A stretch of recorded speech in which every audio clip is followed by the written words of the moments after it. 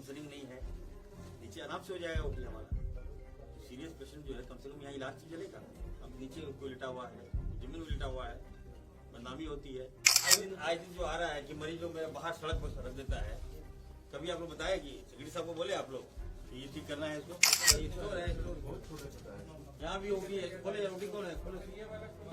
स्वास्थ्य मंत्री बनने के बाद डॉक्टर इरफान अंसारी पूरे एक्शन में हैं। पदभार लेने के बाद पहली बार वो रिम्स पहुंची। यहां पहुंचते ही इमरजेंसी से लेकर बेसमेंट स्थित वार्ड तक का निरीक्षण कर डाला। वार्ड में इलाजरत मरीज के परिजनों से वहां मुलाकात की। ऐसे ही एक मरीज की पत्नी से मंत्री जी ने पूछा इलाज कैसा चल रहा है। इस पर रिम्स की पोल खुल गई। मरीज की पत्नी ने मंत्री जी को बताया कि कहाँ चल रहा है इलाज, डॉक्टर समय पर देखने नहीं आते, दवा नहीं दी जाती, बाहर से खरीदना पड़ता है। इस पर मंत्री जी आग बबूला हो गए और नर्स से दवाओं की जानकारी ली।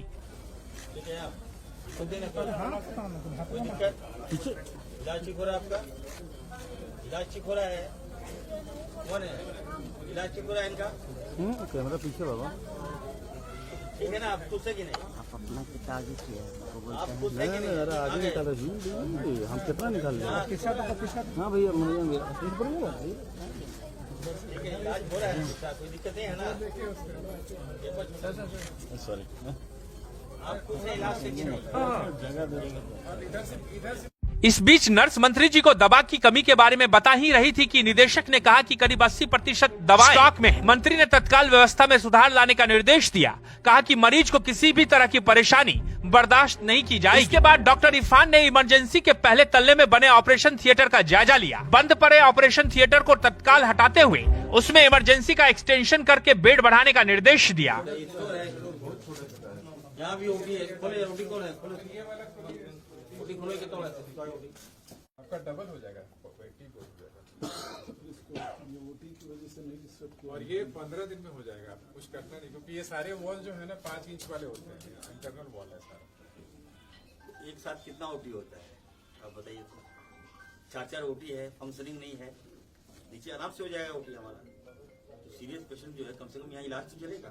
अब नीचे कोई लेटा हुआ है, जमीन में लेटा हुआ है, बदनामी होती है, जो ठीक कीजिए इसको इमीडिएट इसको ऊपर फ्लोर पे चलिए। सेंट्रल इमरजेंसी के निरीक्षण के बाद मंत्री को निदेशक पेइंग वार्ड दिखाने ले गए। यहाँ डायलिसिस यूनिट की जानकारी ली। इसके बाद निदेशक उन्हें पेइंग वार्ड के दूसरे तल्ले में ले गए। यहाँ पहुँचते ही मंत्री जी निदेशक पर फायर हो गए। उन्होंने रोष व्यक्त करते हुए कहा, यहाँ क्यों ले आए हैं, पुरानी बिल्डिंग के वार्ड में लेकर चलिए। इसके बाद मंत्री जी को ऑर्थोपेडिक वार्ड में ले जाया गया।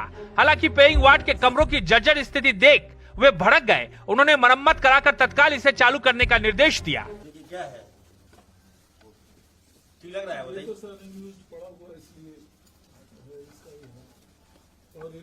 आए दिन जो आ रहा है कि मरीज जो मेरा बाहर सड़क पर रख देता है।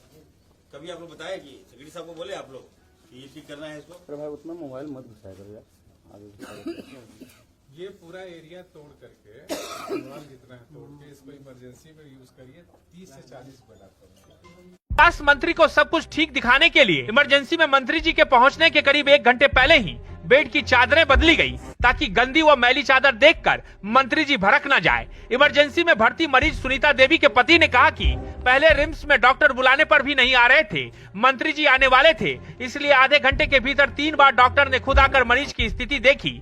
उन्होंने कहा कि अगर मंत्री जी के आने से व्यवस्था ऐसी ही बदली जाती है तो स्वास्थ्य मंत्री को हर दिन रिम्स आना चाहिए।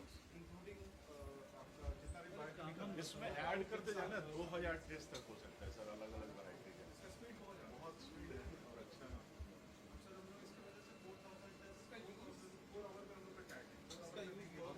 हम लोग आजकल सर अभी 4000 टेस्ट कर रहे हैं सर पर डे। 4000 टेस्ट रोज का हो रहा है एवरेज। इसी तरह की मशीन वहाँ लगा रहे हैं, सेंट्रल लैब जो भी आपको दिखाएं। बाहर चले जाओ।